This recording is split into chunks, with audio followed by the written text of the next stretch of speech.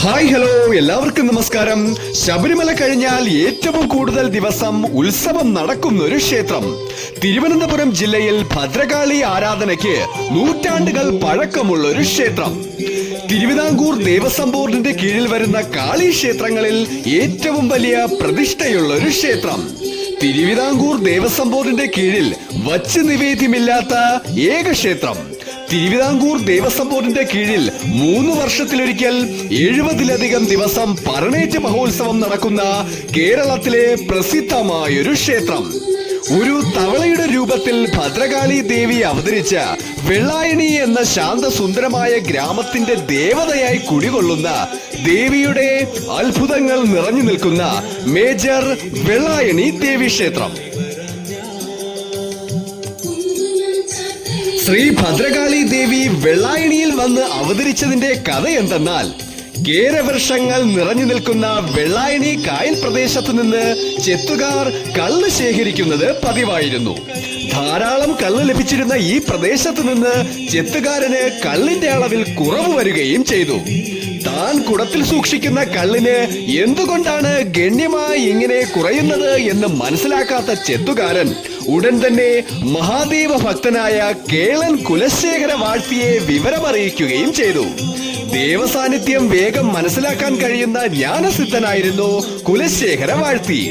കള്ളിൽ ഗണ്യമായ കുറവ് വന്നതിനു പിന്നിൽ ദേവി സാന്നിധ്യമാണെന്നും അടുത്ത ദിവസം ഒന്ന് ശ്രദ്ധിച്ചാൽ നിനക്കത് മനസ്സിലാക്കാൻ കഴിയുമെന്നും ചെത്തുകാരനോട് കുലശേഖര വാഴ്ത്തി പറയുകയും ചെയ്തു. അങ്ങനെ ദേവി സാന്നിധ്യം കണ്ടുപിടിക്കാൻ ചെത്തുകാരൻ പുറപ്പെടുകയും തെങ്ങിൽ നിന്ന് ചാടിമറിഞ്ഞ് ഒരു പച്ചത്തവള കള്ളു കുടിക്കുന്നത് ചെത്തുകാരൻ കാണുകയും ചെയ്തു. ഇത് ഉടൻ തന്നെ കുലശേഖര വാഴ്ത്തിയെ വിവരം ധരിപ്പിക്കുകയും ചെയ്തു. തവളയെ പിടിക്കാൻ നോക്കിയപ്പോൾ തവള കായലിലേക്കെടുത്ത് ചാടുകയും ചെയ്തു. അങ്ങനെ കുലശേഖര വാഴ്ത്തി 7 ദിവസം ദേവീ മന്ത്ര ഉച്ചാരണത്തോടെ കായലിൽ മുങ്ങി നിവരുകയും 7-ാം നാൾ വെള്ളായണി കായലിന്റെ പരപ്പിൽ ഒരു ചെന്താമര വിരിയുകയും ആ ചെന്താമരയിൽ ത്രിപുര സുന്ദരിയായ ഭദ്രകാളി ദേവി കുടികൊള്ളുന്നു എന്ന് വാഴ്ത്തി മനസ്സിലാക്കുകയും ചെയ്തു. ആ ചൈതന്യത്തെ കലമാൻ കൊമ്പിൽ ആവാഹിച്ച് വരിക്കപ്ലാവിൽ തീർത്ത തിരുമുടിയിൽ ആവാഹിച്ച് പൂജകൾ ചെയ്യുകയുമായിരുന്നു. വടക്കേ നടയിലെ ആ കലമാൻ കൊമ്പാണ് വെള്ളായണി ക്ഷേത്രത്തിലെ മൂലപ്രതിഷ്ഠയായി പൂജിക്കുന്നത്.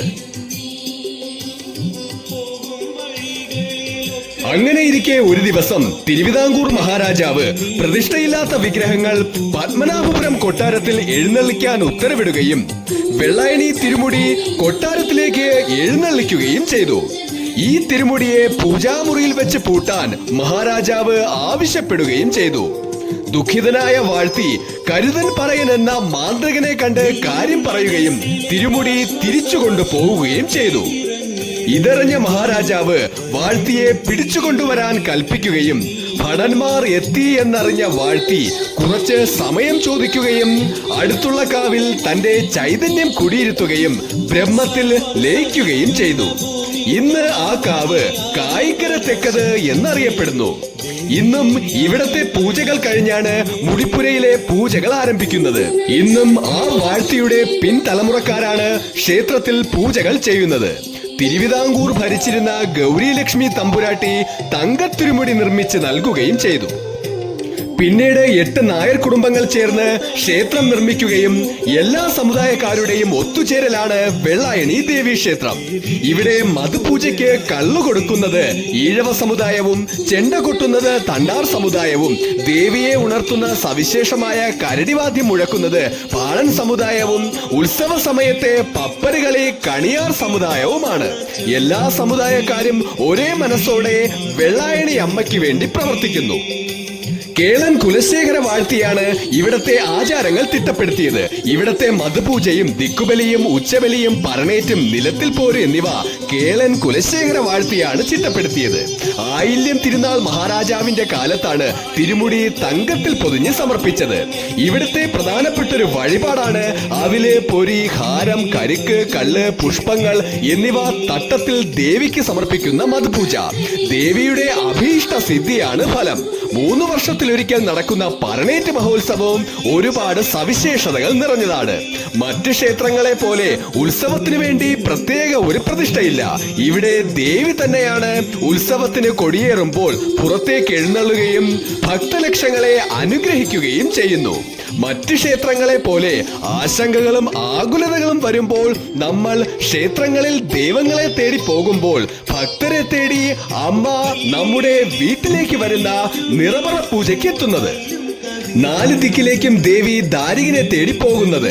നന്മയും തിന്മയും തമ്മിലുള്ള ഒരു പോരാട്ടമാണ് കാളിയൂട്ട് ഉത്സവം. പള്ളിച്ചൽ, കല്ലിയൂർ, പാപ്പനംകോട്, കോലിയക്കോട് എന്നീ 4 ദിക്കുകളിലേക്കും ദേവി പോവുകയും അവിടെ ദിക്കുബലി ചടങ്ങ് നടക്കുകയും ചെയ്യുന്നു. യാത്രയ്ക്ക് മുൻപ് അഷ്ടദിക്പാലകരെയും അഷ്ടകാളികളെയും പ്രസാദിപ്പിക്കാൻ ഉച്ചബലി എന്ന ചടങ്ങ് മുടിപ്പുരയിൽ നടത്തുകയും ചെയ്യുന്നു. അർദ്ധരാത്രി തിരുമുടിയുമായി ഓരോ ദിക്കിലേക്ക് പോവുകയും ദിക്കുബലി കഴിഞ്ഞാൽ അതിരാവിലെ തന്നെ വീടുകളിലേക്ക് ദേവി നിറപറ പൂജയ്ക്ക് എത്തുകയും ചെയ്യുന്നു. കൊച്ചു വഴികളിലൂടെയും കല്ലും മുള്ളും നിറഞ്ഞ പാതകളിലൂടെയും വലിയവനെന്നോ ചെറിയവനെന്നോ ഇല്ലാതെ എല്ലാവരുടെയും വീട്ടിലേക്ക് അമ്മ നിറപറ പൂജയ്ക്ക് എത്തുകയും അവിടുത്തെ 3 വർഷത്തേക്കുള്ള ചൈതന്യവും ഊർജവും അമ്മ തരുന്നു എന്ന വിശ്വാസത്തോടെ ഭക്തർ അടുത്ത 3 വർഷത്തിനായി കാത്തിരിക്കുന്നു. നിറപറ എന്നത് ഓരോ വീടും ദേവിയുടെ കോവിലായി മാറുകയാണ് ചെയ്യുന്നത്. നമ്മൾ ക്ഷേത്രത്തിലേക്ക് പോകുമ്പോൾ ദേവി നമ്മെ സ്വീകരിക്കുന്നത് പോലെ ഓരോ വീട്ടിലേക്ക് പോകുമ്പോഴും അതിഥികളെയെല്ലാം സ്വീകരിച്ച് ഭക്ഷണം കൊടുക്കുകയും ചെയ്യുന്ന മനോഹര കാഴ്ചയാണ് കാണാൻ സാധിക്കുന്നത്. ഒടുവിൽ 4 ദിക്കിലേക്കും ദേവി പോവുകയും ദേവി ദാരികനെ കാണാതെ വരികയും ചെയ്യുന്നു. ഒടുവിൽ 10 ദിവസം ദേവി നല്ലിരിപ്പ് എന്നൊരാചാരം. ഓലപ്പുരയിൽ ദേവി ധ്യാനത്തിലിരിക്കുകയാണ് ചെയ്യുന്നത്. ദാരികനെ എങ്ങനെ കണ്ടുപിടിക്കാം എന്ന് ചിന്തിക്കുകയും ചെയ്യുന്നു. ഒടുവിൽ ദാരികനെ കണ്ടുപിടിക്കാൻ ദേവി ആകാശമാർഗം സ്വീകരിക്കുകയും അതിനായി 4 തെങ്ങുകൾ കെട്ടി ഉണ്ടാക്കിയ പറണിൽ ദേവി വരികയും ദേവി ദാരികനെ അന്വേഷിക്കുകയും തൊട്ടടുത്തൊരു ചെറിയ പറണിൽ ദേവി ദാരികനെ കാണുകയും ചെയ്യുന്നു. ദേവിയും ദാരികനും തമ്മിലുള്ള പോർവിളികളും അവിടെ നടക്കുന്നു. ഒടുവിൽ ദേവി ദാരികനെ നിലത്തിൽ പോരിനായി വെല്ലുവിളിക്കുന്നു. അങ്ങനെ നിലത്തിൽ പോര് 10-ാം ഉദയത്തിനാണ് നടക്കുന്നത്. അതായത് മേടം 10-ന്. വളരെ വിശേഷമുള്ള ദിവസമാണ്. മേടം 10-ന് സൂര്യരശ്മി ഏറ്റവും ലംബമായി ഭൂമിയിൽ പതിക്കുന്ന ദിവസമാണ്. അന്ന് നട്ടുച്ചയ്ക്ക് നിഴൽ പോലും ഭൂമിയിൽ പതിക്കില്ല എന്നതാണ്. നിഴൽ ചുരുങ്ങി ഇല്ലാതാകുന്ന ദിവസമാണ്. ഈ സമയം ദേവിയും ദാരികനും തമ്മിൽ ഏറ്റുമുട്ടുമ്പോൾ ദാരികൻ എന്നാൽ ഓരോ മനുഷ്യനിലും കുടികൊള്ളുന്ന തിന്മയുടെയും അഹങ്കാരത്തിന്റെയും പ്രതീകമാണ്. ആ തിന്മയെ ദേവി ചൈതന്യത്തിലൂടെ ഇല്ലാതാക്കുക എന്നതാണ് കാളി നാടകത്തിലൂടെ എല്ലാവർക്കും കാണിച്ചു തരുന്നത്. കാളി നമ്മയെല്ലാം ഭയപ്പെടുത്തുന്ന കറുത്ത രൂപമാണെങ്കിലും അത് തിന്മയുടെ നേർ മാത്രമാണ്. വണങ്ങുന്നവർക്ക് മുന്നിൽ ദേവി വാത്സല്യ സ്വരൂപിണിയായി, അഭയ സ്വരൂപിണിയായി, സ്നേഹത്തിന്റെയും വിശുദ്ധിയുടെയും വെണ്മയായി അഹന്തയെയും അഹങ്കാരത്തെയും മാറ്റി അമ്മ വെള്ളായണിയിൽ അനുഗ്രഹ വർഷം ചൊരിയുന്നു. അങ്ങനെ 7-ാമത്തെ പോരിൽ ദേവി ദാരികനെ നിഗ്രഹിക്കുന്ന ശിരസ് കൊയ്യുന്നു എന്ന സങ്കല്പത്തിൽ കിരീടം കോർത്തെടുക്കുകയും ആറാട്ടുകടവിൽ നീരാടാനായി ദേവിയെ കൊണ്ടുവരികയും സ്നാനത്തിന് ശേഷം ദേവിയെ ക്ഷേത്രത്തിലേക്ക് പ്രവേശിക്കുമ്പോൾ ഭക്തലക്ഷങ്ങൾ കണ്ണീരോടെയാണ് അമ്മയെ ക്ഷേത്രത്തിലേക്ക് പ്രവേശിപ്പിക്കുന്നതും അടുത്ത 3 വർഷത്തിനായി കാത്തിരിക്കുകയും ചെയ്യുന്നു. ഗ്രാമങ്ങളിലെയും അയൽപക്കങ്ങളിലെയും പിണക്കങ്ങൾ മാറ്റി നിറപറയുടെ പേരിൽ വെള്ളായണി നാട് ഒന്നിക്കുന്ന വെള്ളായണിക്കാർക്ക് മറ്റൊരു ഓണക്കാലം പോലെയാണ് വെള്ളായണി ക്ഷേത്രത്തിലെ കാളിയൂട്ട് മഹോത്സവം.